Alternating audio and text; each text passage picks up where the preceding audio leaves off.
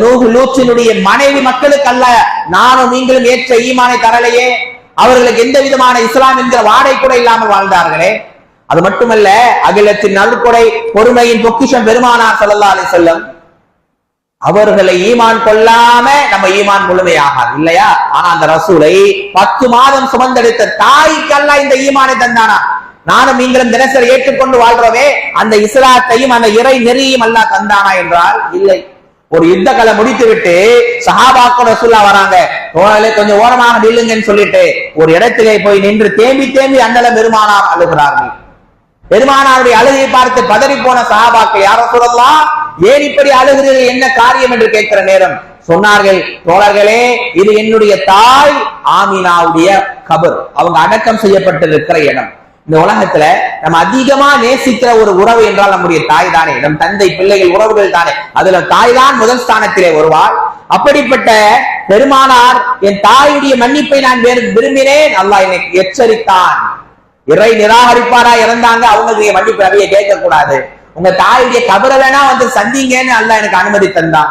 நாளைய அதிபயங்கரமான மறுமை நாளில் என்னுடைய தாய் எப்படி நிற்பாள் என்பதை நினைக்கும் போது தோழர்களே பெரியோர்களே என்னால எப்படி அழாம இருக்க முடியும் என்று பெருமானார் கதறிய வரலாறு. அப்படியாக அண்ணலம் பெருமானாருடைய உறவுகளுக்கு கூட கிடைக்காத இந்த இஸ்லாம் என்கிற இந்த ஈமான் என்கிற அடையாளத்தை எனக்கும் உங்களுக்கும் அல்லாஹ் தந்தானே, என்னுடைய உங்களுடைய தாய் தந்தைக்கு அல்லாஹ் தந்தானே, என்னுடைய உங்களுடைய பிள்ளைகளுக்கு அல்லாஹ் தந்தானே. அப்ப எப்படிப்பட்ட ஒரு பொக்கிஷமாக இந்த ஈமானை நீங்கள் பார்க்க வேண்டும். அல்லாஹ்வுடைய ரசூல் ஸல்லல்லாஹு அலைஹி வஸல்லம் ஒருவர் இஸ்லாத்தை ஏற்காமலேயே போனது மிகப்பெரிய வருத்தத்தை தந்தது. யார் தெரியுமா? அபூ தாலிப். அல்லாஹ்வுடைய ரசூலுக்கு அரணாக இருந்தார்.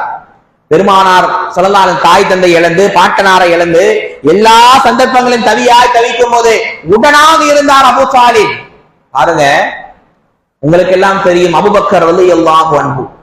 சுப்ஹானல்லாஹ், அபூபக்கர் ரலியல்லாஹுடைய ஈமானை பற்றி பேச வேண்டுமேயானால் அது நீண்டு கொண்டே செல்லக்கூடிய ஒரு பாடம். அபூபக்கர் ரலியல்லாஹு அவர்கள் பல பேரை இஸ்லாத்திலே கொண்டு வந்திருக்கிறார்கள் தானே. ஆனால் அபூபக்கர் ரலியல்லாஹுடைய இயக்கம் என்ன? அவருடைய வாப்பா அபூ குஹாஃபா வயசான ஒரு மனிதர், புருவ முடியெல்லாம் வெளுத்து போய் கண் பார்வையெல்லாம் போயிடுச்சு. அப்படியா நேரத்துல எவ்வளவு சொன்னாலும் அவருக்கு அல்லாஹ் இஸ்லாத்தை ஹிதாயத்தை கொடுக்கல. ஆனா அந்த நேரத்துல பாருங்க, தன்னுடைய வாப்பாக்கு சொல்றாங்க ஆனா ஏற்கல. ஆனா அல்லாஹ் அவருடைய உள்ளத்துல ஒரு உதிப்பை போடுகிறான். மக்காவுடைய வெற்றிக்கு பிறகு அபூ குஹாஃபா இஸ்லாத்தை ஏற்கிறார். மகனை அழைக்கிற, மகனை அபூபக்கர் நான் இப்ப இஸ்லாத்தை ஏற்கிறேன், முகமது அழைத்து செல் என்று கேட்கிறாங்க. கண் தெரியாத மனுஷன்